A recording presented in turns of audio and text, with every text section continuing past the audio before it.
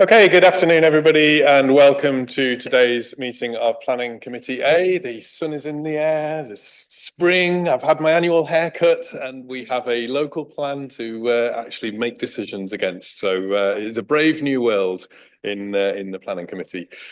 So I'm Councillor Johnny Crawshaw, I'm the chair of this committee. On my right is Ange Bealby, who's from Democratic Services. To the right of her is Sandra Brannigan, who's the planning lawyer for today. On my left is Gareth Arnold, who's development manager, and to the left of Gareth is Eric Matthews, who is a senior planner who's handled this case. I usually do my housekeeping, but I think we probably all know the rules in the room, and people online don't need to know where the toilets are. So if I just say, make sure your phones are switched off or on silent, please. And I'm just going to remind you about speaking directly into the microphone when you're speaking. It's better in the room and online. In terms of the way that the meeting runs, just for the benefit of anybody who hasn't seen one of these committees previously, I will just outline very briefly. This is a business meeting of the council that's held in public rather than a public meeting. So we have very defined points where we have any public participation. We're not likely to need an adjournment today, I don't think. And so I'll explain, if we do go to an adjournment, how we'll handle that. And we'll be taking this application in the way we usually do, which is to first of all go through the plans, then ask any questions of clarification on the plans. We'll then ask the officers to provide any updates to the report. We'll then go to public speakers. We then go to member questions on the report and anything within the update or the public participation. We'll then go into debate. We'll then consider the officer recommendation, and if we want to do anything other than accept the officer recommendation, we'll go into discussion once we've reached that point about anything else that we wish to do. So if I take us on to the agenda proper then, the first item is apologies for absence. I've received apologies from Councillor Culwick, who's being substituted by Councillor Orrell, and from Councillor Melly, who's being substituted by Councillor Wilson.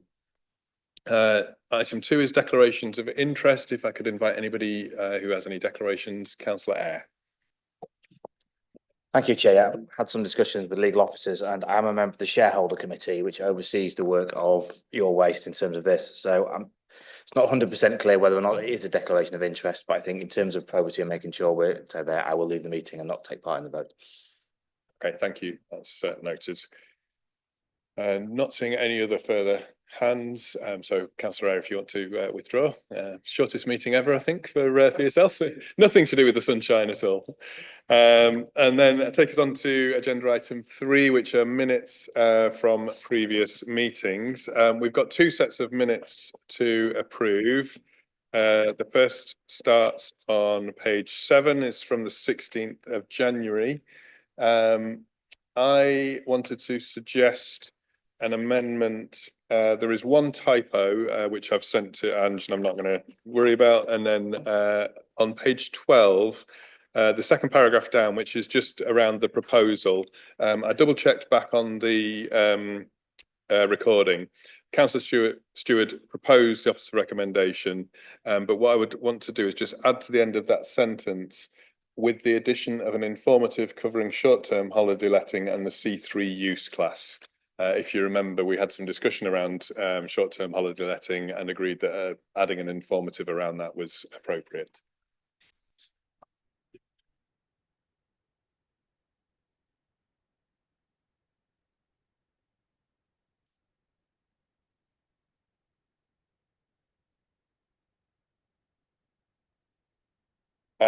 It's just been highlighted to me as well. Under the resolves, number 3 doesn't match what was provided in the update. So there was a variation. If you recall, there were some conditions that had come from the original outline that were sort of mapped over onto this full application. And the update amended some of that. And so what we need to do is just update the resolve 3 to reflect what was contained within the update that was provided to committee. Okay, with those 2 changes and that one typo, are you happy with those as a set of minutes? Yep. Okay, And then the second set of minutes, which is page 15, and they are related to the 5th of February.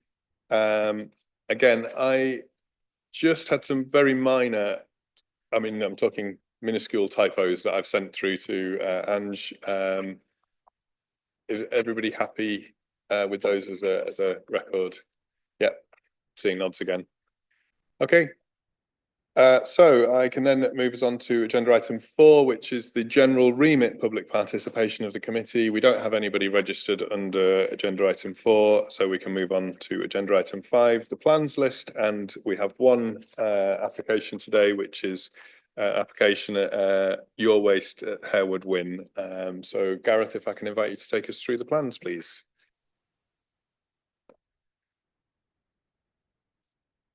Thank you, Chair.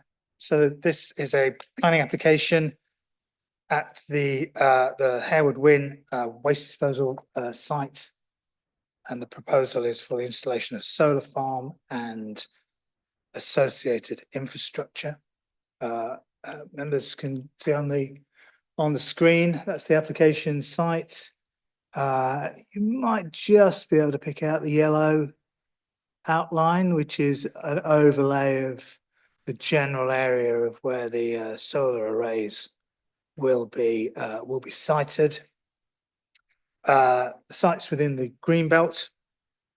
Policies in the report refer to the adopted local plan and the made Rufforth with Napton neighbourhood plan, and they form the development plan for this site. Proposed indicative site plan. So this shows the area of the solar arrays in areas known as area A and area B. The report refers to area C, and that the previous proposal for solar arrays in this area has been removed from the planning application, deleted from the application. For reference points, just running along the south is Weatherby Road. It's the northern section of Rufforth Airfield, and then Rufforth Village in the lower left-hand corner. Typical details of the solar panels. So they're typically set 1 meter off the ground to about 3 meters off the ground. There's an overhead image which shows the waste site area within the valley, which is used for waste concentration and composting areas. Rufforth Airfield to the south. So this is area A, and this is area B. A wider image showing the airfield, Rufforth Village, Hesse. Sorry, Northfield Business Park. Again, just for reference purposes, area A, area B. Some photographs. So this is this one's taken in the summer from the edge of Hesse. I'll just go back to show around about this location. So looking across to the site, and then the view in the winter. You just pick out the land behind that row of trees. This is from the west entrance to the village. I'll just nip back and show you where that is. So that's just here. So across, looking eastwards.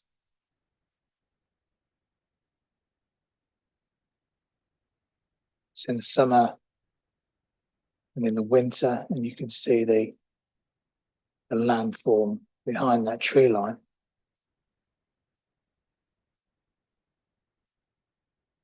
It's from the southwest. So this is as you leave Rufforth village. So roughly here.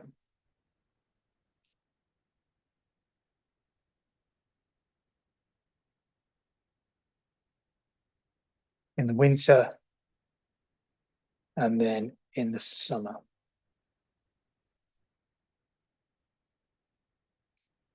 We do have an update. It's been circulated to members. Eric can just go through it, please. Yeah. Come to the update in 1 second. I just want to see if there's any questions on the plans as we've seen, just any points of clarification, or are you all happy with the description that you've had of the site? Okay.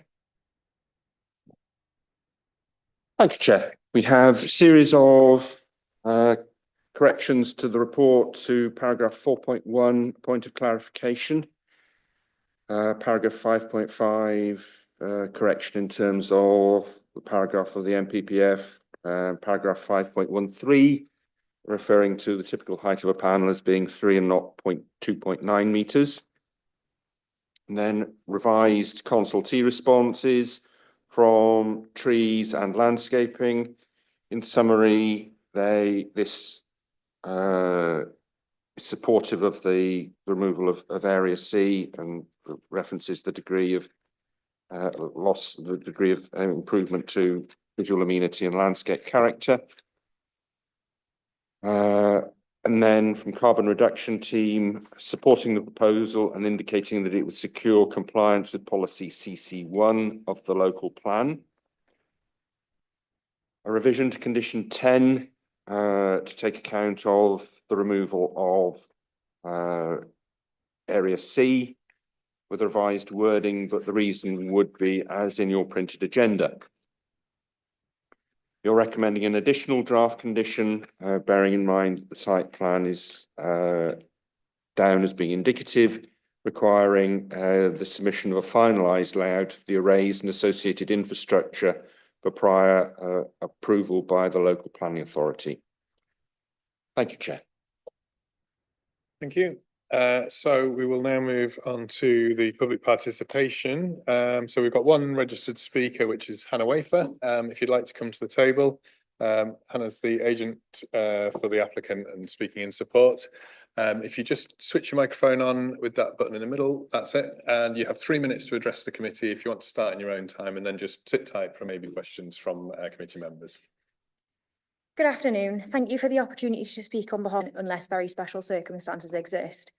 The proposed development seeks to erect a range of solar PV panels at a height of 3 metres on 16.5 hectares of a restored landfill.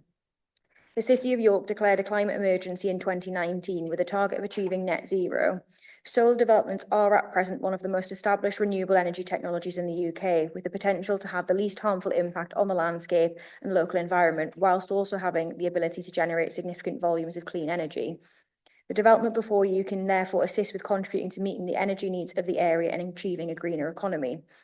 Whilst it's acknowledged that many people nationally have concerns about agricultural land being taken out of production for the purposes of solar, this development is a unique one. Given its former use, the land cannot be actively farmed for food production and could only be used for low-intensity grazing.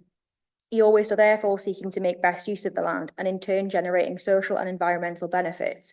The development will generate a 20% biodiversity net gain with the creation of woodland and native scrub planting along the site boundaries and species-rich grassland underneath the panels. It's considered the benefits of the scheme amount to very special circumstances which outweigh the harm to the greenbelt in this location. The development can therefore be considered to accord with relevant national and local planning policy. All matters associated with ecology, drainage, landscape and aviation have been adequately addressed and subject to suitable conditions. There are no technical objections to the proposals. The applicant has worked proactively with the council and relevant stakeholders to ensure the suitable scheme is presented to you today, and we would hope you can grant consent in accordance with the case officer's recommendation. Thank you. Thank you very much. Are there any questions from members? Councillor Stewart. Actually, I probably wouldn't ask this if it was a packed agenda because, you know, it's not an essential thing to know. But obviously, you've got the gliding club nearby. and they have in the past been concerned about all sorts of different planning applications, but clearly they have no objection here as amended. So I'm not an expert on what the solar panels are like, but obviously my gut feel would be that, you know, they're going to be light bounces off and then somebody flying a plane, you know, how it's all. So is there anything about the solar panels that is potentially a problem? Did you change anything, or is the plans as amended referring to just, you know, the next set of plans? So it's just, if there's out of interest, if there's been any dialogue, any issues they did have before, ultimately, obviously they absolutely came to the conclusion they had no objection. Yeah, so we spoke to both airfields when we were doing the application. At first, both kind of raised certain levels of concern about the potential for glint and glare to the pilots. Both then subsequently removed their concerns following a glint and glare assessment. So that was done. The gliding club removed their objection, or one of the airfields removed their objection. We then went and spoke to the one who was still concerned, and that was when Area C was removed, because they believed, given the flight paths, that was the potential for the most impact. The glint and glare assessment concluded that actually A and B didn't have any impact, or if it did, it was at kind of 4 o'clock in the morning when no one was flying and they weren't operational. Okay, any other questions? No. Thank you very much for your time. If you want to take your seat back in the public gallery.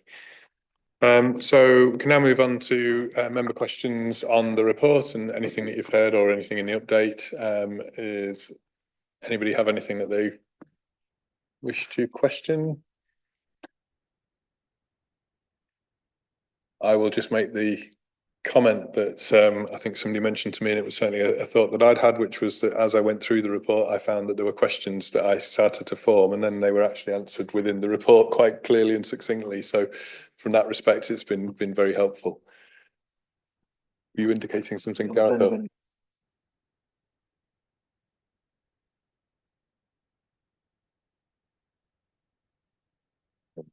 Might as well just make clear.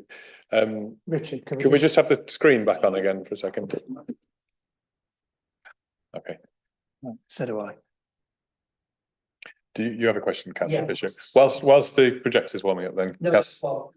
Oh, it's from. Just where is part C, the area C, it wasn't actually very clear. Okay, Where it was. It's So if you could point out that as well at Yeah. the same time.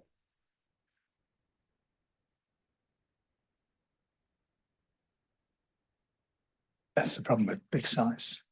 So this is my pointer. There we go. So area C is this area here. So there's effectively three mounds. One of them is separated by the, one of a better word, the industrial zone, and the other one, the valley of the Foss Dyke, I think it's called. Yeah. So this third area, which is also probably the most prominent of the three, is area C, where the arrays were removed. I just wanted to show members the darker green areas. They're areas of additional planting. So on those photographs, this should help to give the arrays a landscape setting where they might otherwise have been more prominent within the landscape. Okay. I'm not seeing anybody else indicating any further questions, so we can move straight into debate. I don't know if anybody wishes to debate anything. Given that we haven't had any questions, I'm quite happy to just take a proposal as well. Councillor Fisher. Thank you, Chair. Whenever you look at a solar farm, you've got the problem of the green belt, but you've got the benefit of the fact it's producing clean green energy. The other thing that can count against them, and it has been a factor when we've been considering the other sites in the area, is the loss of agricultural land. Well, this is not an issue in this case. And the net biodiversity benefits add to the weight in presumption of approval. So I will move approval. Okay, thank you very much. Do I have anybody to second that? I saw Councillor Jane Burton first, just picked you. I would just agree with Councillor Fisher, because as you said, when you're reading through, you see that the applicant seems to have really addressed all the issues that have come up to do with landscaping and you know, by the end of the report, I was a happy councillor, so which is makes a change. Okay, well, in that case, we've got a proposal and a seconder. Gareth, do you want to just summarise where we are and then I'll take us to a vote? Yes. So, thank you, Chair. The recommendation is to approve, subject to referral to the Secretary of State and the application that's been called in for their determination, subject to the conditions from page 38 onwards, the revised condition 10, and then the additional condition on the update. Okay, so if I can see by show of hands, all those in favour of that proposal? That's unanimous, so I don't need to go through the motions on the other. That is approved, and with no other business on the agenda for today, I can say thank you all for a world record speedy planning committee meeting. Thank you.